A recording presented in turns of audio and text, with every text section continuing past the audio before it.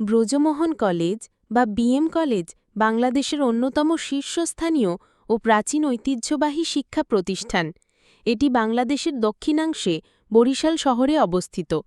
১৮৮৯ সালে ৪ জুন প্রখ্যাত সমাজসেবক, রাজনীতিবিদ ও শিক্ষানুরাগী অশ্বিনী কুমার দত্ত ৬০ একর জমিতে কলেজটি প্রতিষ্ঠা করেন। তখন কলেজটি কলকাতা বিশ্ববিদ্যালয়ের অধিভুক্ত ছিল।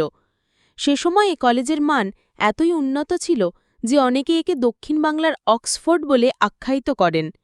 ১৯৬৫ সালে কলেজটির জাতীয়করণ করা হয় ও বর্তমানে কলেজটি জাতীয় বিশ্ববিদ্যালয়ের অধিভুক্ত।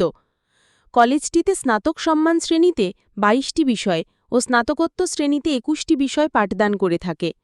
সর্বশেষ ২০১৪ সালের ১০ই জানুয়ারি প্রতিষ্ঠাতা বিভাগীয় প্রধান প্রফেসর বিপ্লব কুমার ভট্টাচার্যের একক প্রচেষ্টায় মাত্র ১১ জন ছাত্রছাত্রী নিয়ে পরিসংখ্যান বিভাগে অনার্স কোর্স চালু করা হয়। প্রফেসর বিপ্লব কুমার ভট্টাচার্য ২০১৬ সালে অধ্যক্ষ প্রফেসর সময় ইমানুল হকিমের নেতৃত্বে উচ্চ মাধ্যমিক শ্রেণী বিজ্ঞান শাখা পুনরায় চালু করেন। বর্তমানে ২৭,০০০-এর মতো স্টুডেন্ট অধ্যয়নরত আছে। বর্তমান অধ্যক্ষ হিসেবে আছেন প্রফেসর ড. মোহাম্মদ তাজুল ইসলাম।